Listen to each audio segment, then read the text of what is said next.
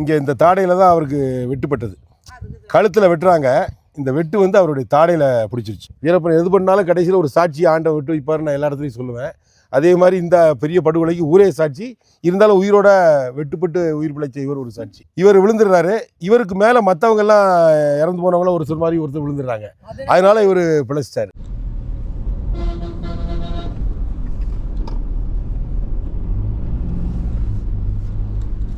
ஏர்மாலம் அரேபாளையம்லாம் பார்த்துட்டு இப்போ கெத்தேசால் போயிட்டு இருக்கோம்.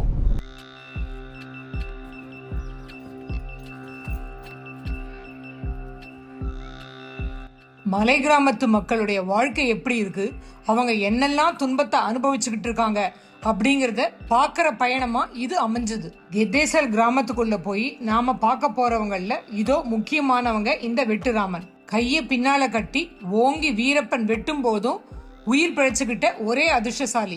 வீரப்பன் நல்லவரா கெட்டவரான்ற ஆர்குமெண்ட்டுக்குள்ள நம்ம போக வேண்டாம்.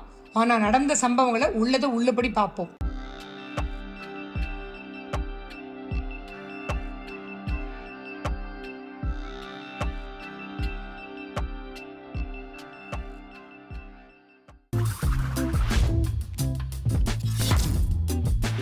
கெத்தேசாலுங்கிற வில்லேஜ் என்னுடைய புக்கில் கூட ஒரு பவுல் மாதிரி இருக்கும். ஒரு பவுலுக்குள்ளே நடுவில் எப்படி ஒரு குடுவைக்குள்ளே ஒரு வில்லேஜ் இருக்குமோ அந்த மாதிரி இருக்கும்.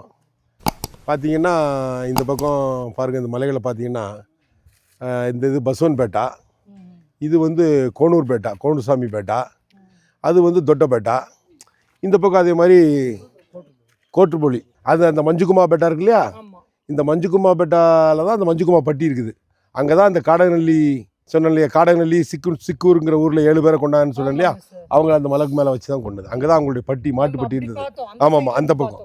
இந்த மாதிரி இத்தனை மலைகளுக்கு நடுவில் இந்த ஊர், வேறு எங்கேயும் ஊரே கிடையாது. இந்த பக்கம் ஊரே கிடையாது, கர்நாடகா தான் இதுக்கு அடுத்து. ஃபுல்லாக மலை தான். நமக்கு இங்கே கெத்தேசாலே தான் இருந்தது.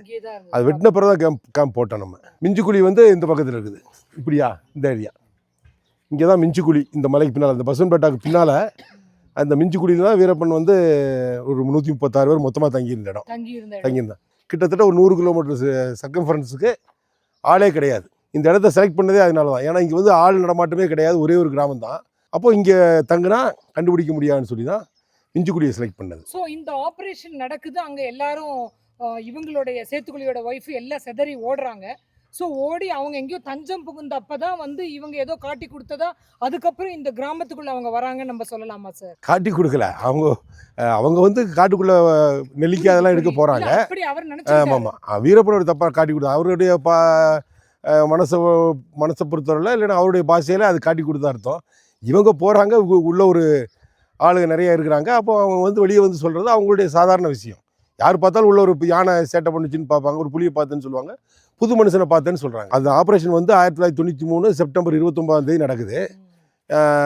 இங்கே சம்பவம் நடந்தது வந்து 8/10. ஆமாம் ஆமாம், இல்லை 10/8 ஆகஸ்ட் மாதம் 10 ஆகஸ்ட் மாதம் 10 இங்கே இந்த மலையில் வந்து இங்கே தான் ஃபஸ்ட்டு அவர் பொம்மன்கிற ஒரு மாடு மேய்ச்சிக்கிட்டு இருக்காரு. கூட ஒரு சின்ன பையன் இருக்கான். ஆமாம், சிவண்ணான் 2 பையங்க, 2 சின்ன பையங்க இருக்காங்க. சிவண்ணா வீரன் 2 பையங்க இருக்காங்க. அவர் பெரிய ஒரு மாடு மேய்ச்சிக்கிட்டு இருக்கிறாரு. அவரை பிடிச்சி கர்நாடகா போலீஸ் மாதிரி எப்போ வழக்கம் போல் நாங்கள் கர்நாடகா போலீஸ் சொல்கிறாங்க.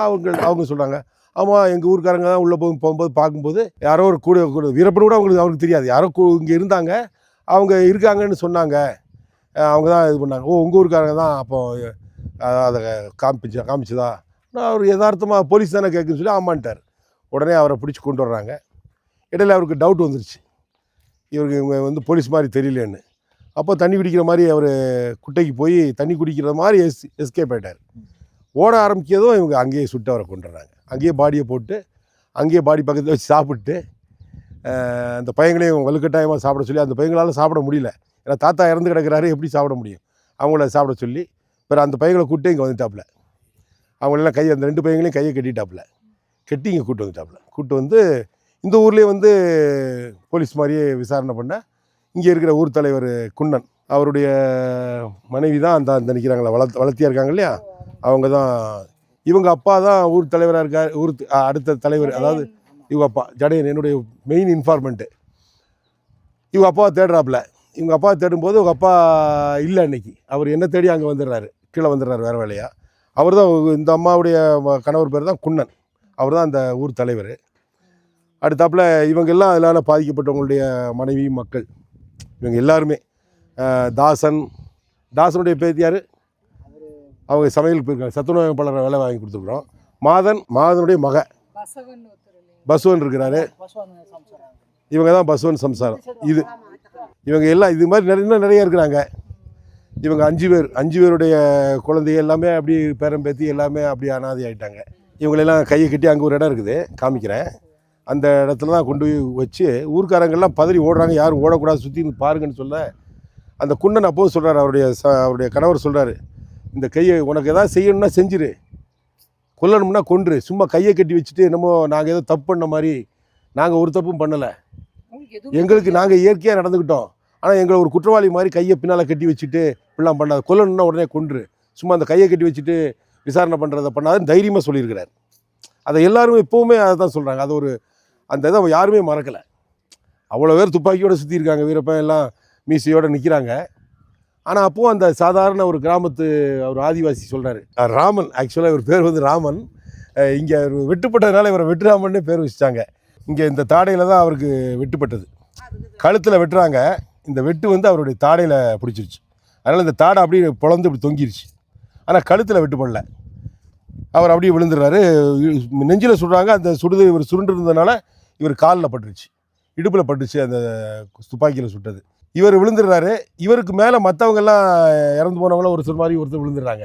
அதனால் இவர் பிழைச்சிட்டார். வீரப்பன் எது பண்ணாலும் கடைசியில் ஒரு சாட்சி ஆண்டவன் விட்டு வைப்பார், நான் எல்லா இடத்துலையும் சொல்லுவேன். அதே மாதிரி இந்த பெரிய படுகொலைக்கு ஊரே சாட்சி இருந்தாலும் உயிரோட வெட்டுப்பட்டு உயிர் பிழைச்ச இவர் ஒரு சாட்சி. மத்தியான டயத்துலேயே அவரை பிடிச்சிடுறாங்க, அந்த குன்னன்கிறவரை பிடிச்சிட்டு அந்த பெரியவரை பிடிச்சிடுறாங்க. பிடிச்சிட்டு அப்படியே மெதுவாக வராங்க. சாயங்காலம் நேரம் நெருங்க தான் அவர் தப்பிக்க முயற்சி பண்ணுறாரு. அவரை அங்கேயே சுட்டு கொண்டு போடுறாங்க. பிறகு அதுக்கு இருட்டுற நேரத்தில் ஊருக்குள்ளே இறங்கிட்டாங்க. அந்த 2 பையங்களையும் கையை கட்டிட்டு ஊருக்குள்ளே இறங்கி ஒவ்வொரு வீடாக காமிக்க சொல்கிறாங்க. ஊர் தலைவர் வீடாக காமிக்க சொல்கிறாங்க. ஜடையன் இல்லை, அப்படியே இந்த ரோட்லாம் உள்ளே போய் அப்படி இவங்க குன்னனுடைய வீட்டுக்கு போயிடுறாங்க, ஊர் தலைவர் வீட்டுக்கு போயிடுறாங்க. ஆமாம், அங்கே அவங்கள பிடிச்சி அவரை கூப்பிட்டு வந்து ஒவ்வொருத்தரையாக பசுவன், மாதன், தாசன், இவர் நம்ம ராமன், இவங்களை எல்லாமே பிடிச்சிடுறாங்க. அந்த ஊருக்கே அவங்கெல்லாம் வந்து அந்த 5 பேருமே காவல் தெய்வம் மாதிரி என்னை பொறுத்தவரை. ஏன்னா அப்படி இருப்பாங்க. ஒரு ஆள் நீதி, குன்னன் வந்து நீதி சொல்லுவார். மற்ற 4 பேரும் பார்த்தீங்கன்னா, இந்த 5 பேரும் பார்த்தீங்கன்னா ஆள் எல்லாமே அந்த தளபதிகள் மாதிரி இருப்பாங்க. பிடிச்சி எல்லாருடைய கையும் கட்டிடுறாங்க. கையை கட்டின பிறகு தான் அவருக்கு சந்தேகம் வருது, நம்மளை எதுக்கு போலீஸ்ன்னு சொல்லிட்டு நம்மளே கை கட்டுறாங்க, நம்ம வந்து யாருக்கும் எந்த இதுவும் பண்ணுறது இல்லை. கை கட்டினது தான் குன்னன் அவருக்கு ஊர் தலைவருக்கு சந்தேகம் வருது. கேட்குறாரு. அதுக்கு தான் நான் வீரப்பன்ட்டேன், என்ன தானே என் இதைத்தானே காட்டி கொடுத்தீங்க, நீங்கள் தானே போலீஸுக்கு போய் சொன்னீங்க அப்படின்னு. அப்போ அவர் சொல்கிறாரு, எங்களுக்கு நீங்கள் வீரப்பன்னு தெரியுமா இல்லை போலீஸுன்னு தெரியுமா? ஊருக்குள்ளே காட்டுக்குள்ளே ஒரு புதுசாக ஒரு இது இருக்கா, நாங்கள் வந்து வெளியே சொன்னோம், அவ்வளோதான். கொல்லணும்னா என்னை கொன்று, ஆனால் குற்றவாளி மாதிரி கட்டி வச்சு விசாரிக்காத அப்படின்னு சொல்லி அந்த குன்னன் வந்து ரொம்ப தைரியமாக பேசியிருக்கிறாரு. வீரப்பன் வந்து உள்ளே வந்தான் இல்லையா நம்ம கிராமத்துக்குள்ளே, அப்போ வரும்போது நேராக உங்கள் வீட்டுக்கு தான் வந்தானா? நீங்கள் அவனை பார்த்தீங்களா நேரில்? நீங்கள் அப்போ என்ன பண்ணிட்டு இருந்தீங்க? வீரப்பன் எப்படி இருந்தாப்புல?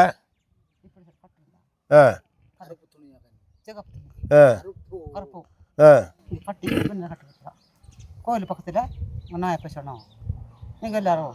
ஓ, கோயில் பக்கத்தில் நியாயம் பேசணும்னு கூடுறாங்க. அவங்க யாருன்னு சொன்னாங்க? போலீஸ்னாங்களா இல்லை வேறு? ஓ, கன்னடா போட்டு சொல்லுறேன். கோயில் பக்கத்தில் பேசலாம், எல்லாரும் சேர்ந்து நியாயம் பேசணும் வாங்க. நான் கேட்கக்கூடாது. போலீஸ் ஆனால் கையை பிடிச்சி ஆட்டுறாங்க. எல்லாம் வந்தாங்க. இன்னும் இதுக்கு கூப்பிட்டு வர்றோன்னா வர மாட்டேன்னா கையை கட்ட. ஓ, கையை கொடுக்கலாங்களா? இப்படி முதல்ல அப்படி சொன்னான். சொன்ன உடனே வேறு இந்த பின்னாடி கை கட்டேன். அங்கே வீட்டிலே வச்சு கட்டிட்டாங்களா? ஆமாம், கட்டிட்டு கூப்பிட்டு வந்தோம். அவ்வளோதான் தெரியும். நம்ம வெளியில் இருந்தோம், குதிரைக்குள்ளே வீட்டுக்குள்ளே இல்லை, உங்களை உள்ளே தள்ளிட்டாங்களா? உள்ள பையன் இருந்தான். உங்கள் பையனா? உங்கள் பையன் வேற யார் இருந்தா? அங்கிருந்து வரும்போது அவங்க ஒரு 15 பேர் இருந்தாங்க. யாருன்னா அந்த கூட்டாளிங்க இருக்கும்போது தான் நாம் கூடவே அந்த பேபி வீரப்பா, அர்ஜுனும் வீரப்பா அவங்க எல்லாமே அந்த கருப்பு துணி தான் கட்டுவாங்க. அந்த பேண்ட்டு ஷர்ட்டு எல்லாமே அந்த கருப்பு தான். அந்த கர்நாடகா போலீஸ் மாதிரி தான் அவங்க எல்லாருமே இருந்தாங்க. ஓ, அவங்க கட்டுற மாதிரியே அவங்க கட்டிக்கிட்டாங்க. கட்டி இதான் கர்நாடகா டிஎஸ்பி அப்படின்னு சொல்லி தான் அவங்க உள்ள வர்றாங்க. வந்து தான் அந்த ஃபஸ்ட்டு அவங்க கூட நாங்களும் அங்கிருந்த ஓ போலீஸ்னு வர்றீங்களா நீங்கள் கூட? அங்கிருந்த அந்த மரம் இருக்கு, அத்தி மரம், ம் அது அப்படிதான் இருந்துச்சு தடம். ம் அந்த தடத்துல தான் அப்போ இந்த நம்ம தோட்டத்து மேல தான் இவங்க எல்லாமே வரும்போது தான் ஓ அதுக்கு முன்னாடி ராமனை கூட்டு பிடிச்சாங்களா? அங்கேயே பிடிச்சிட்டாங்க அந்த ராமனையா? வழியிலேயே ஓ வரும்போது இந்த இவங்க அப்பா இவரை அங்கேயே பிடிச்சி கடித்தாங்க. ஓ தாசன் மாதனையும் ராமனையும் முதல்ல பிடிச்சிட்டாங்க. பிடிச்சி கட்டி எடுத்துட்டாங்க. இந்த பசங்க சொன்னாங்க சார், நேரா குன்ன வீட்டுக்கு போறாங்களா? நேரா குன்னா வீட்டுக்கு போய் அப்போ இங்க இருந்தாங்க. உங்கள்ட்ட என்னமா கேட்டாங்க வந்ததும்? நான் பொண்டாட்டின்னு.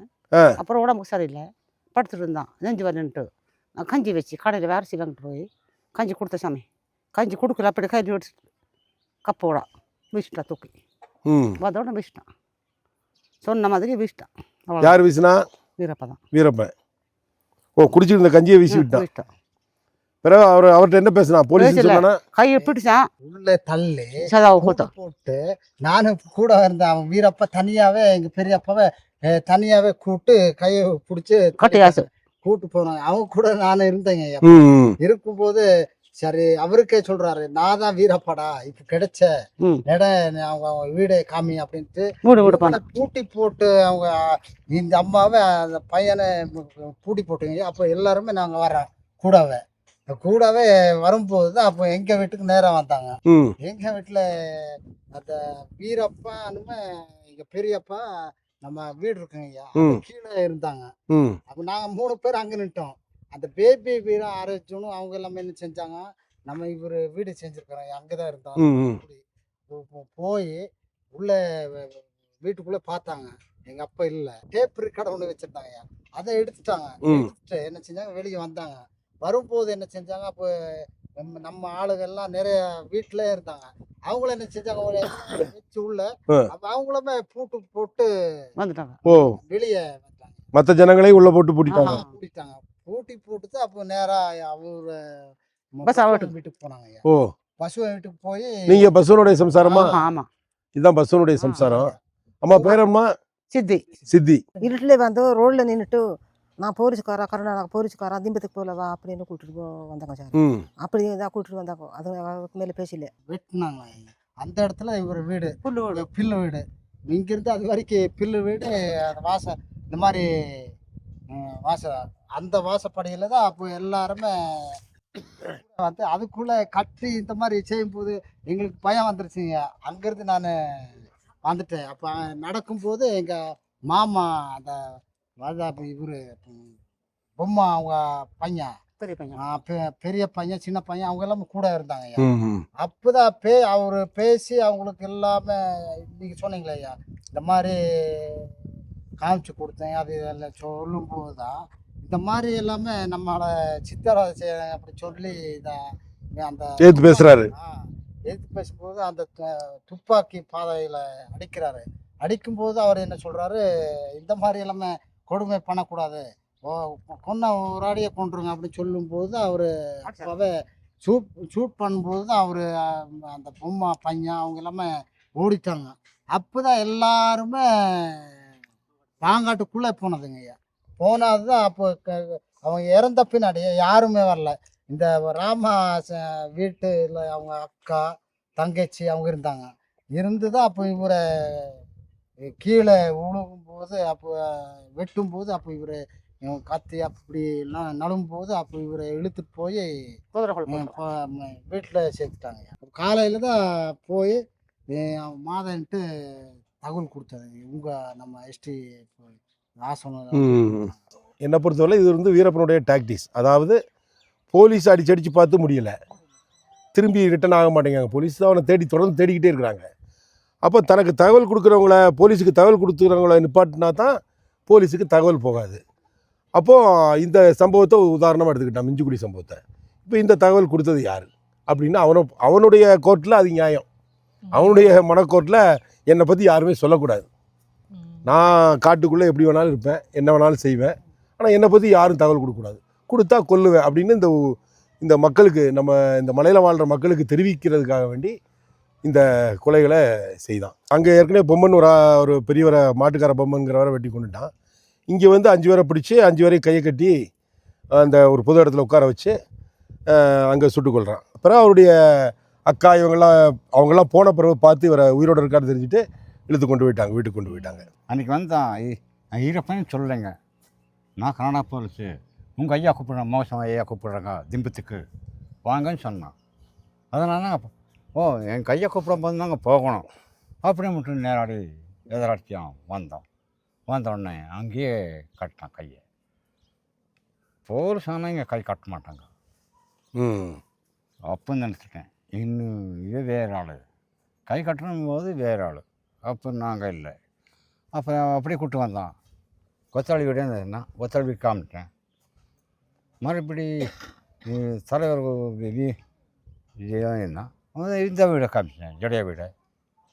அப்புறம் பசை வீடு எதுனா கீழே போய் காமிச்சேன். தாசை வீடு அது, தாசை வீடு எதுங்க அப்படின்னு காமிச்சேன். 4 வீடு காமிச்சேன். மாதம் அங்கேயே கிடச்சிட்டேனே. அப்படி கிடச்சி தான் அப்போ சுடும்போது சொல்கிறாங்க, எல்லாம் கை காட்டி நிற்கும் போது தான் சொல்கிறாங்க. என்ன சொல்கிறாங்க? ஈரப்பன் நான் தான் நல்லா பார்த்துக்குங்க, ஈரப்பன் நான் தான் சுத்தமாக பார்த்துக்குங்க, இன்றைக்கி நீங்கள் இல்லை. படன்னு நடிச்சிட்டேன் துப்பாக்கில். அதுக்கு முன்னாடி நீங்க வீரப்பனை பார்க்கவே இல்லைங்க. தெரியுமா வீரப்பனையாவது? தெரியாதுங்க. அவன் சொல்லும் போது தான் பார்த்தது. தீ உங்கள் வீட்டுக்கு வச்சானா? ஆமாம், அதுக்கு கொத்தாடி வீட்டுக்குங்க. சரி சரி சரி. அதுமாதிரி இங்கேருந்து ஷூட் பண்ணியிருக்கிறாங்க இவர் பையனுக்கு. ஓ என்ற பையனும் பையன் 2 பேர் இல்லைங்க. அவங்க அன்னைக்கு இறந்துருப்பாங்க. ஓ குண்டனுடைய பையனை ஷூட் பண்ணுறான், அவன் ஓட ஷூட் பண்ணுறான், அவங்க ஓடிட்டான், தப்பிச்சான், கீழே குளிஞ்சு ஓடிட்டான். அடுத்தாப்புல இந்த கோயில் ஒரு ரொம்ப முக்கியமான ஒரு விஷயம் மேடம். இது வந்து இவங்களுடைய மெயின் கோயில் ஜடையருத்ரசாமி கோயில். இவங்களுடைய 3-4 கோயில் இருக்குது. கோனூர்சாமி கோயில் இருக்குது, ஜடையருத்ரசாமி கோயில், மாரியம்மன் கோயில் இருக்குது, எல்லாமே இருக்குது. அதில் முக்கியமான கோயில் இது. இவங்க எல்லாருமே இந்த கோயிலை நம்பி தான் அவங்க வாழ்க்கையே ஓடிக்கிட்டு இருக்குது. இந்த கடவுள் தான் ஆமாம், இந்த சிவபெருமானுடைய இன்னொரு பேர் தான் ஜடையருத்ரசாமி. இவர் தான் அவங்கள காப்பாற்றுறார் அப்படிங்கிற ஒரு எண்ணத்தோடு தான் அவங்க வாழ்க்கை போய்கிட்டு இருக்குது. காட்டுக்குள்ளே போய் இத்தனை மிருகங்களையும் யானைகளையும் தாண்டி அவங்க தினசரி உயிரோட வர்றதுக்கு இந்த சாமியோடைய அருள் தான் காரணம்னு சொல்லி கும்பிட்டுட்டு இருக்காங்க. இந்த மாதிரி இவங்களை வந்து ஊரில் வந்து வீரப்பனும் அவனுடைய ஆளுகளும் இத்தனை பேரை கொன்னதும் அவங்க மனநிலை அப்படியே மாறிடுச்சு. இந்த கிராம மக்களுக்கு வேறு எப்படி எதிர்ப்பு காமிக்க முடியும்? ஒன்றும் தெரியாது. அவங்களுக்கு தெரிஞ்ச ஒரே ஒரு விஷயம், உன்னை நம்பினமே ஆண்டவா எங்களை கைவிட்டுட்டிய, எங்களை யாரோ வந்து கொண்டுட்டு போகிற அளவுக்கு நீ வசி ஆண்டவா அப்படின்னு சொல்லி அந்த கோயிலை அப்போ இன்னும் கொஞ்சம் சாதாரணமாக இருந்தது, எல்லாம் மூங்கில வச்சு சுத்தமாக அந்த கோயிலையே அடைச்சிட்டாங்க.